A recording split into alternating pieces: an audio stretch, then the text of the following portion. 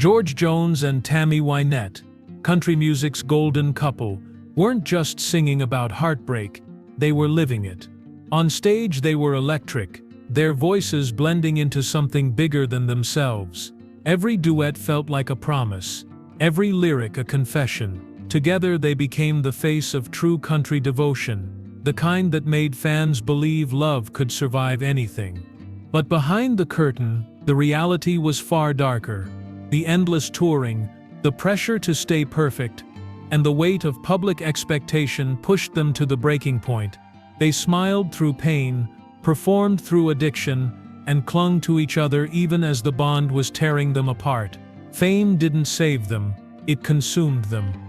Their daughter, Georgette, saw what the world never did: the makeup hiding exhaustion, the arguments that ended the moment the spotlight hit, the way her parents gave everything to keep the illusion alive. For the fans, they became symbols of love and loyalty. But for the two people trapped inside that image, every song carried a hidden cost. They weren't just performing for applause, they were performing to survive, and by the time the music stopped, both had given far more than anyone realized.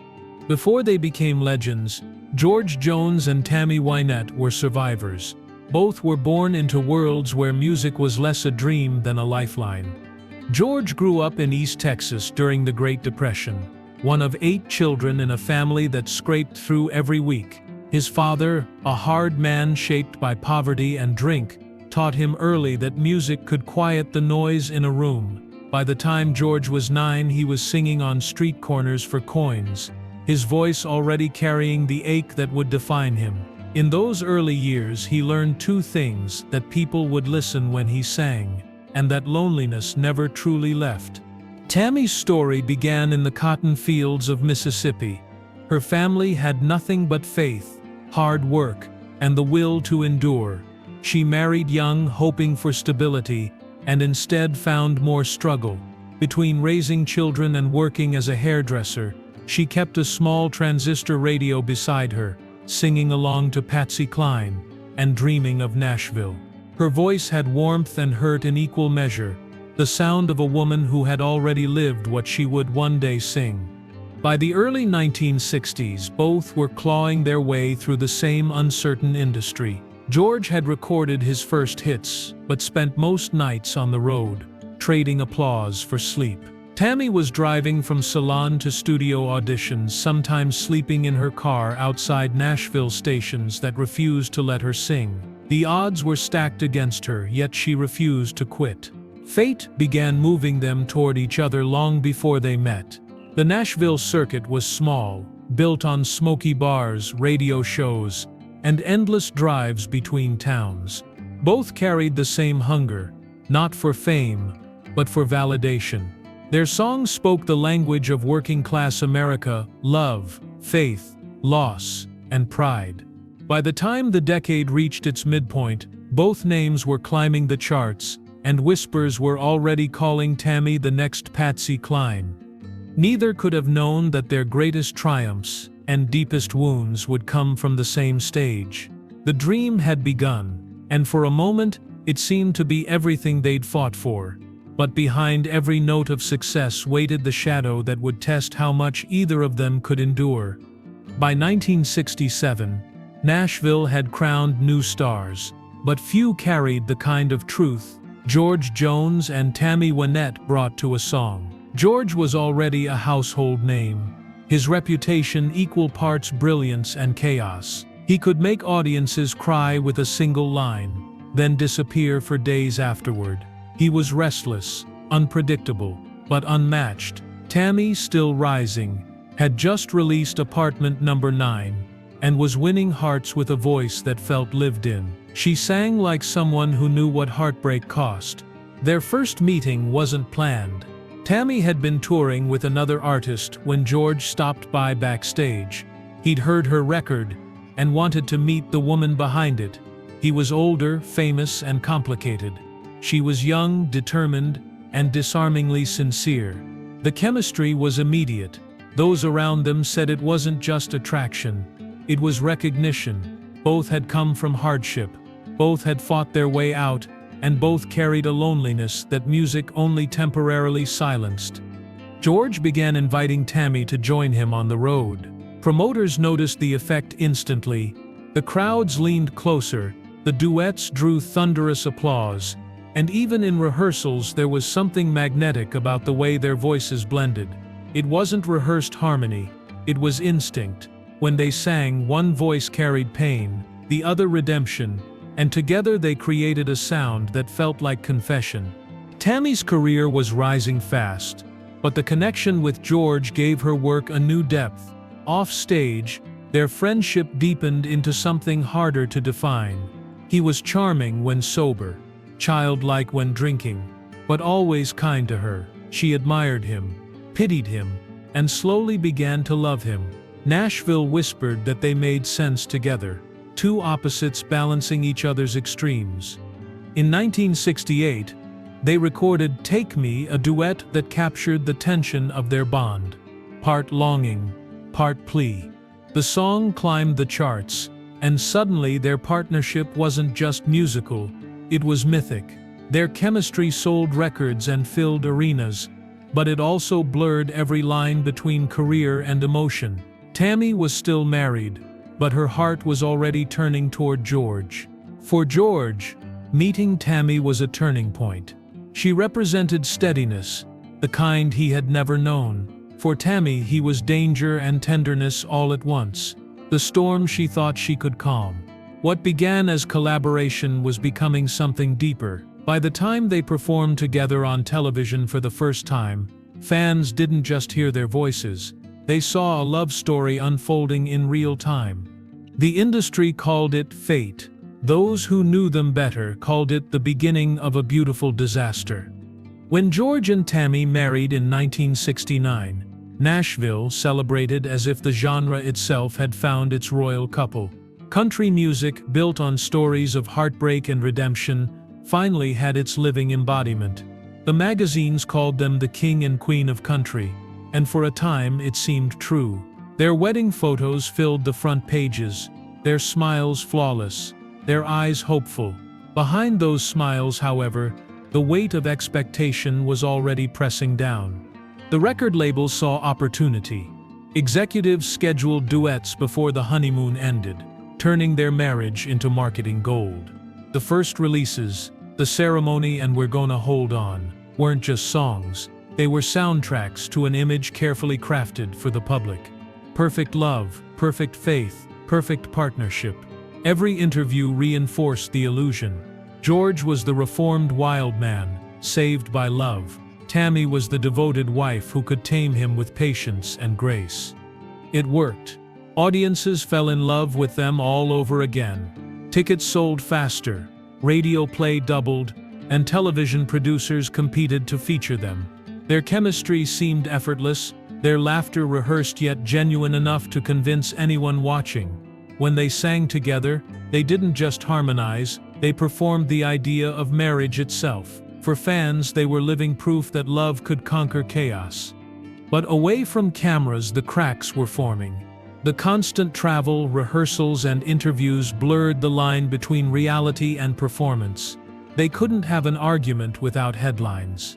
Every disagreement threatened not only their marriage but their careers. George, still battling his dependence on alcohol, found the spotlight both intoxicating and suffocating. Tammy tried to keep the peace, but her life had become a balancing act between home, motherhood, and relentless touring. The more the industry celebrated them, the less control they had over their own story. They were no longer individuals, they were a brand. Nashville demanded harmony even when there was none. Each new duet became a promise they struggled to keep. Every love song a reminder of the happiness they were losing. By the end of the first year, exhaustion had replaced excitement. They smiled on cue, sang on command, and carried the illusion of perfection like a crown that grew heavier each night. Behind every standing ovation, there was silence waiting for them at home. The dream they had once chased together was beginning to consume them both. The public saw glamour. Behind closed doors there was fatigue. The whirlwind of tours, recordings, and interviews left George and Tammy with little time to breathe. Their lives had become a cycle of sound checks, long drives, and late-night appearances, all while cameras waited for a glimpse of perfection. What the audience called devotion was, in truth, obligation. They were expected to live the love songs they sang, even when love had turned into routine. Tammy was barely 30 but already carried the pressure of an empire. She woke early for television shoots, juggled studio sessions, and returned home to children who missed her. Her doctors warned her to rest, but rest meant lost income, lost publicity, lost control. She turned to prescription pills for energy, for sleep, for calm. Each pill promised balance, yet every dose pulled her further from peace. George tried to keep pace, but was losing his footing. His old drinking habits returned in quiet moments, first to celebrate, then to cope. The stage, once his sanctuary, began to feel like a trap. Promoters expected the charismatic star, not the tired husband who wanted silence. He hid the struggle with charm, but those closest to him saw the change: slower smiles, shorter tempers, a man drowning behind applause. Their home became another performance space. Conversations revolved around schedules and rehearsals. Arguments were short, sharp, and unresolved. When reporters asked how they kept their marriage strong, Tammy answered with practiced warmth. George stayed quiet. In public, they were inseparable. In private, they lived like strangers passing between tour dates. The strain began showing in subtle ways. Cancelled shows, sudden illnesses, missed calls. Fans noticed George's absences and Tammy's frailty, but few connected the dots. The machine around them demanded momentum. Country music's royal couple couldn't afford to slow down.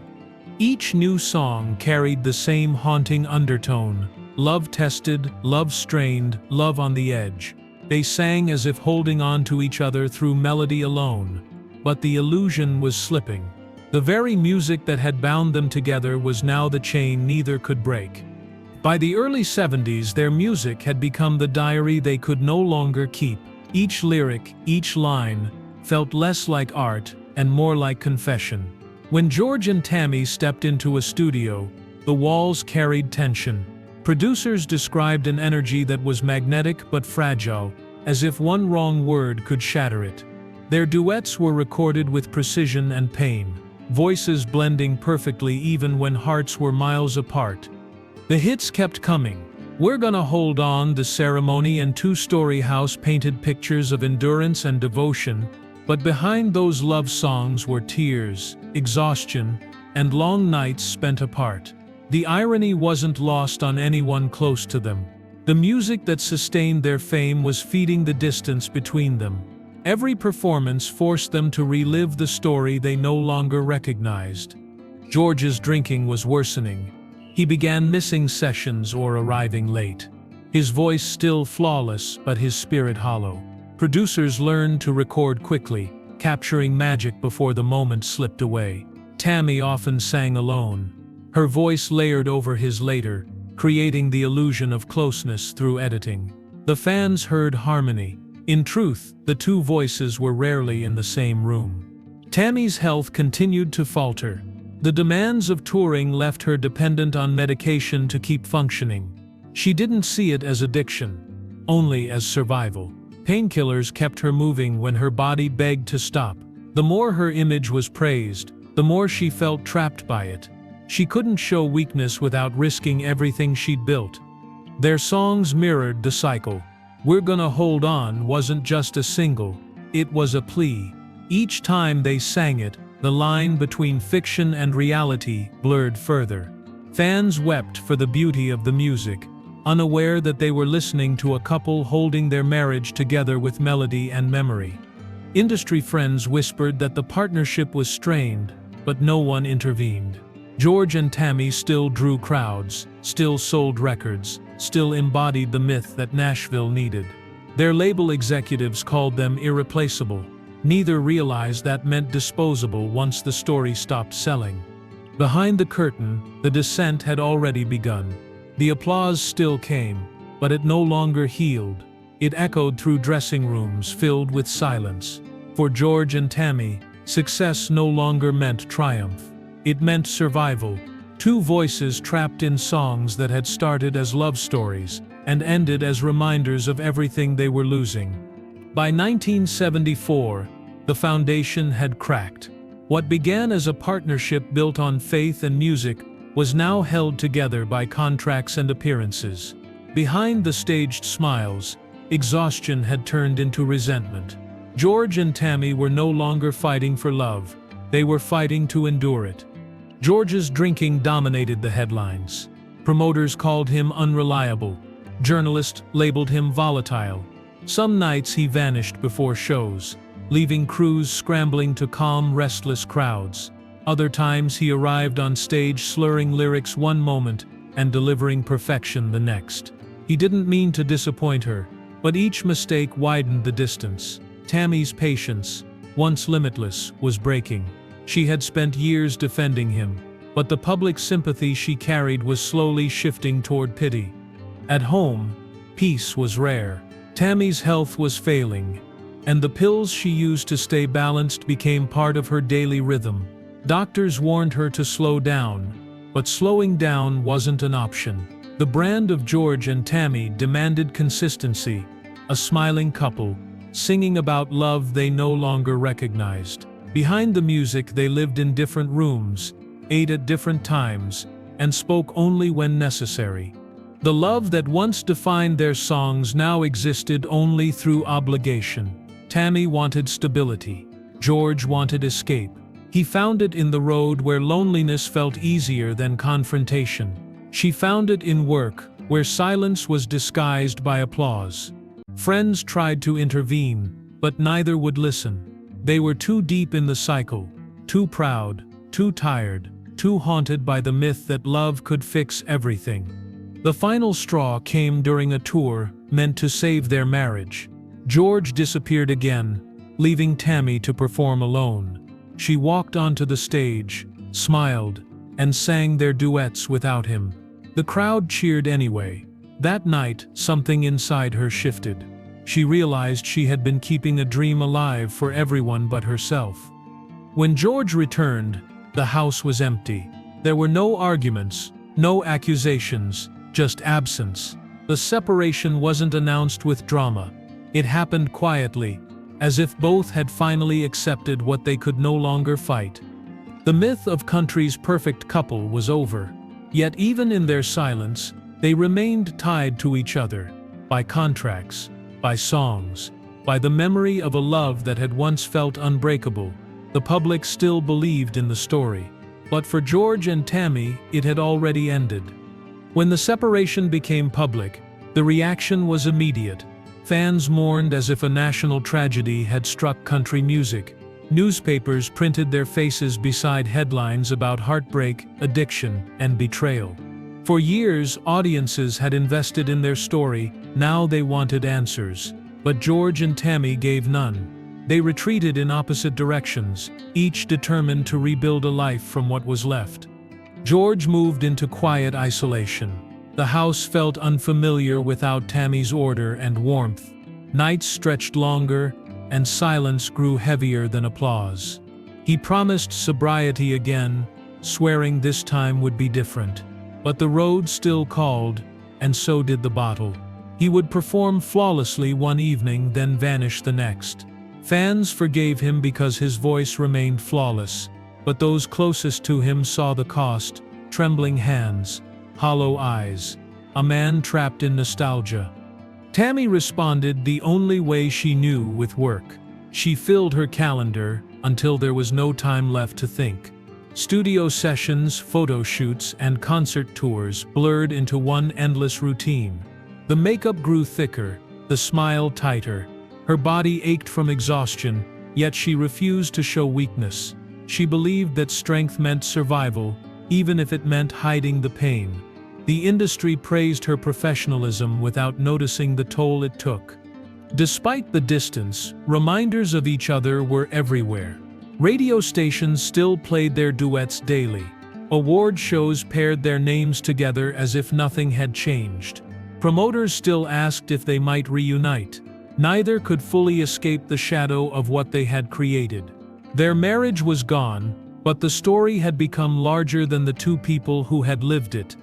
When reporters asked Tammy about George, she answered kindly but cautiously. She never blamed him, only the circumstances. George spoke the same way, guarded, nostalgic, never cruel. Beneath their politeness lingered something unsaid, the understanding that their love, however broken, had been real. In time, both began performing separately, but the songs they had shared refused to fade. Audiences still wept during Golden Ring. And We're Gonna Hold On, even though the couple no longer existed. Those songs had become public property, belonging to anyone who believed in love's endurance. For George and Tammy, they had become reminders of a promise they couldn't keep. Even apart, they couldn't escape each other's orbit. The music industry saw to that, and so did memory. Their story had stopped being personal. It had become folklore, a living legend carved from truth, pain, and melody. After the split, Tammy Wynette became the face of strength in a world that demanded perfection from women and forgiveness from men. Nashville adored her resilience, her polished image, and the voice that could break an audience's heart in seconds. But that strength came at a cost. Behind every performance was a body failing under pressure and a spirit running on empty. She lived in constant motion. The tours never stopped, and neither did the expectations. Record executives treated her life like a schedule to be managed. One hit album, one talk show, one new endorsement. She was no longer just Tammy Wynette, the singer. She was a brand. The first lady of country music had to smile, no matter how much she hurt. Her health was deteriorating. The stomach surgeries, the infections, the pain that never seemed to end. All of it pushed her further into dependency on painkillers. At first, the medication helped her function. Soon it controlled her. Friends worried, doctors warned, but the cycle was too deep.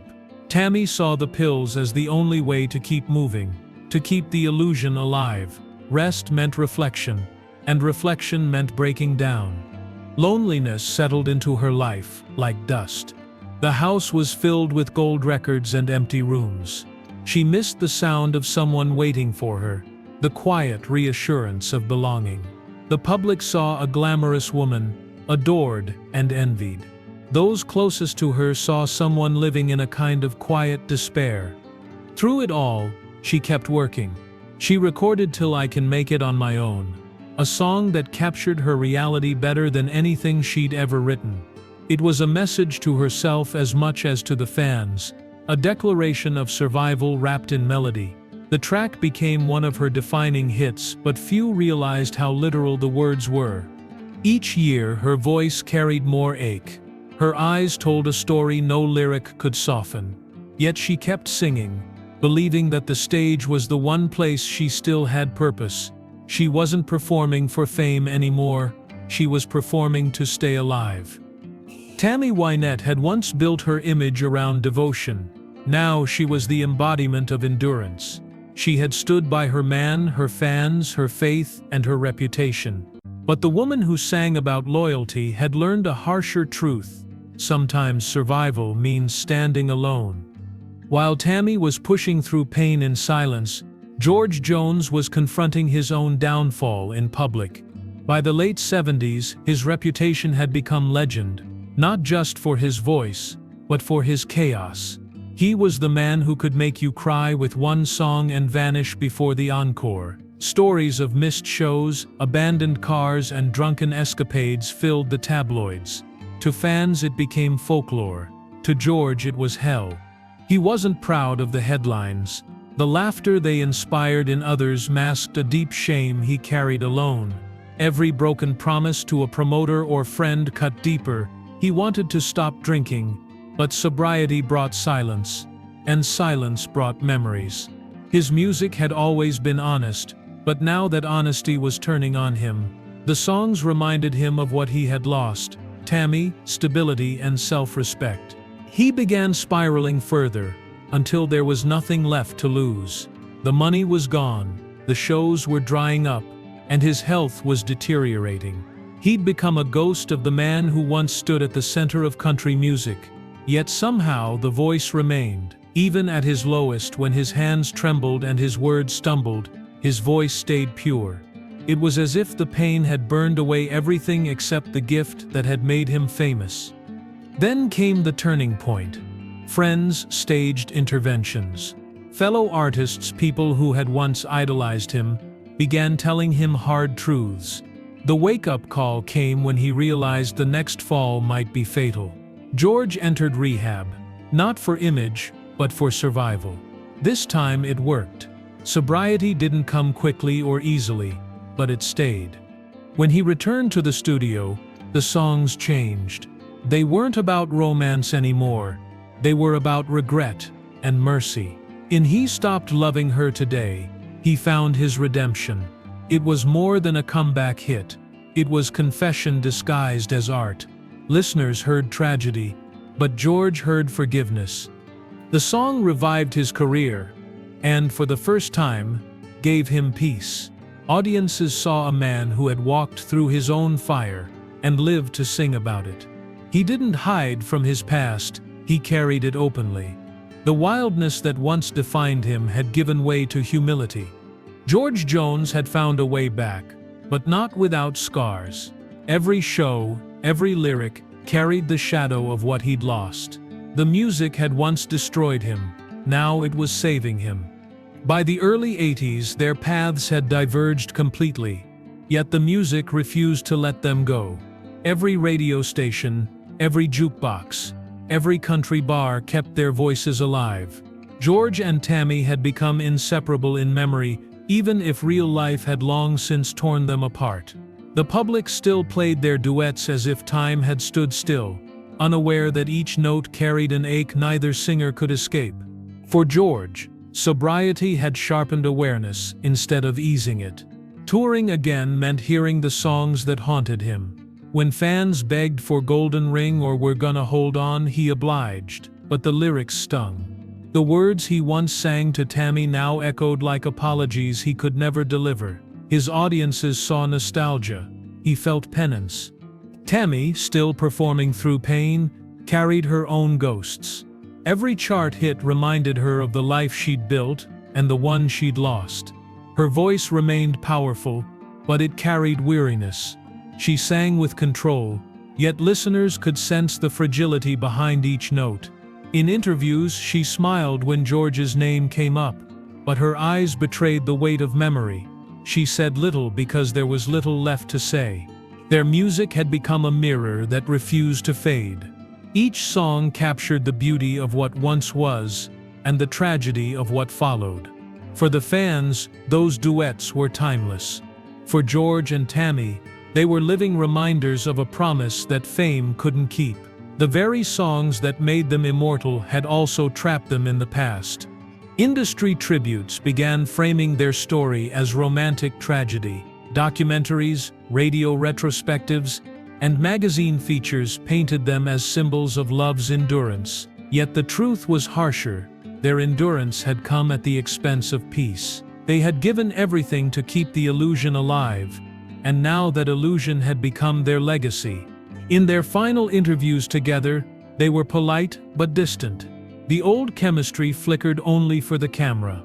Offset, they parted with quiet respect, carrying the weight of shared history that neither could escape. It wasn't bitterness that lingered.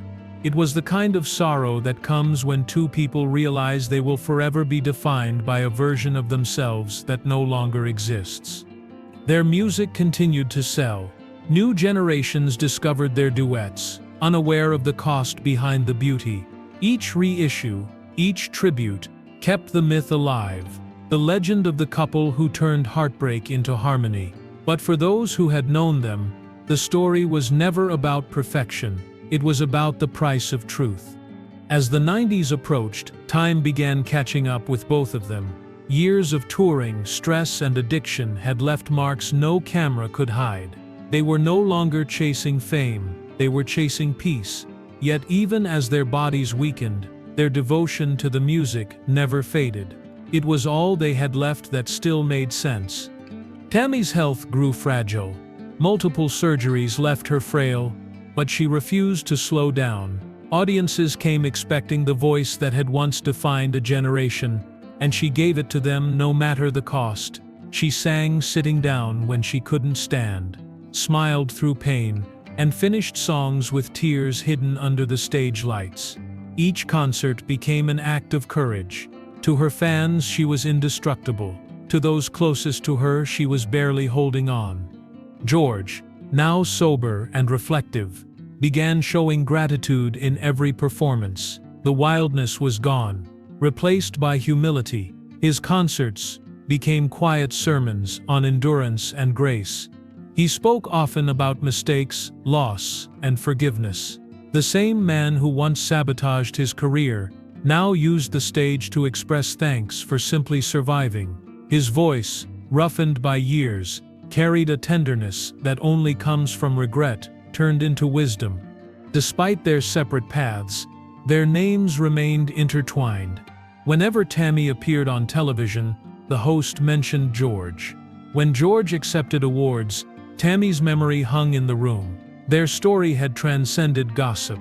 It had become part of American folklore, a tale of love, loss, and redemption set to music. In 1998, the call came that silenced half of that legend. Tammy Wynette had passed away at 55. The news struck Nashville like thunder. Fans left flowers at the Grand Ole Opry, and radio stations played Stand By Your Man in endless rotation. George, heartbroken, spoke softly about her that week. He didn't give interviews or long statements. He just said she had been one of a kind. In the years that followed, George carried on alone. His performances were quieter now, stripped of glamour, filled with reflection. He often ended shows with a moment of silence for her. Those who saw him in his final decade said his eyes would glisten when the audience rose to their feet. For all his mistakes, he had outlived the one person who had understood him completely. When George Jones passed in 2013, the tributes came from every corner of the world. People didn't just remember his voice, they remembered his story. Together, George and Tammy had shown the world that beauty could come from pain, and truth could outlast tragedy. Their songs had once been cries for help. Now they were hymns of survival. For years after their deaths, the story of George and Tammy existed as myth, a love story shaped by tabloids, documentaries, and nostalgic memory. But no one knew the reality better than their daughter, Georgette Jones. She had lived inside the legend, seen the glamour and the grief, and carried the silence that fame demanded. When she finally spoke, she didn't do it to expose, she did it to heal. Growing up, she adored her parents like everyone else. To the outside world, they were stars. To her, they were simply mom and dad, flawed, fragile, and exhausted from trying to please everyone but themselves. She remembered the long tours, the empty hotel rooms, and the way the spotlight never truly turned off. When she was young, she thought applause fixed everything. As an adult, she realized applause had been the problem. In interviews and in her memoir, The Three of Us, Georgette explained what fame had stolen from them: privacy, rest, and peace. Her father's addiction, her mother's pain, and their desperate need to stay loved by the public had left scars that no award could erase, but she never spoke with bitterness. Her words carried compassion for two people who did the best they could in a world that never allowed them to stop performing. She described watching her parents give everything to the fans, even when it hurt, even when it cost them their health and happiness. She believed they stayed on stage because it was the only place they still understood each other. Away from the lights, life became complicated. Under them, they remembered who they were. That was their tragedy and their gift. Georgette also carried her parents' music forward. As a singer herself, she began performing their songs again, not as imitation but as inheritance. Her voice carried their story with reverence, honoring the beauty in their struggle rather than the sadness in their ending.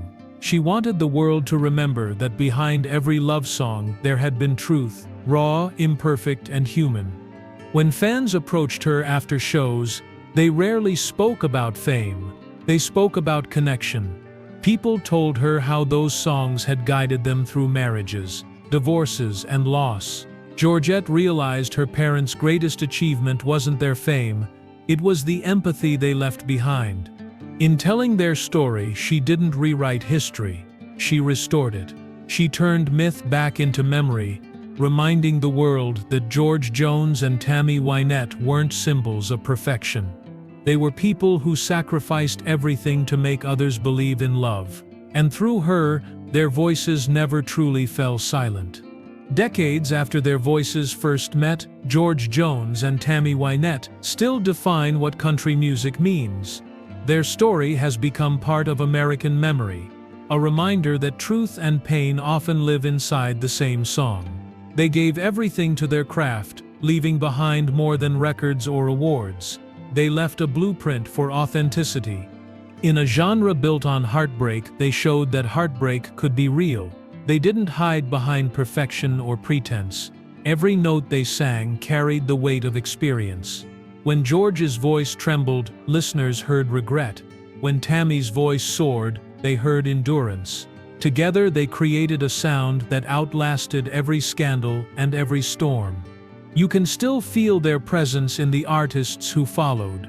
Singers who learned that vulnerability is more powerful than image. From Alan Jackson to Reba McEntire to modern duos who credit them as inspiration, the spirit of George and Tammy runs through every heartfelt lyric about loss, forgiveness, and redemption. Their music taught generations that imperfection is what makes a story worth telling. Their daughter Georgette continues to protect that legacy. Through concerts and interviews, she reminds the world that her parents' love story wasn't just tragedy. It was courage, the willingness to live truthfully in front of millions. In her voice, the blend of both her parents echoes George's ache, Tammy's grace. Each performance keeps their humanity alive, stripped of illusion, filled with reverence. When their records play now, they sound timeless. Golden Ring still feels like hope. He Stopped Loving Her Today still stops the world for 3 minutes. Stand By Your Man still divides and inspires in equal measure. These aren't just songs, they're lessons in endurance, showing how two people turned personal struggle into art that speaks to every generation. Their story proves that music can preserve what life destroys. Even in their pain, they created beauty that continues to comfort strangers decades later. That's the paradox of George and Tammy. They suffered for the fans, and in doing so gave those fans something eternal. In the end, their legacy isn't about perfection or scandal. It's about truth. The kind of truth that can't be rehearsed or rewritten. It's found in the cracks of every harmony, in the silence between every verse. They showed that love and pain aren't opposites. They're intertwined, inseparable, and unforgettable.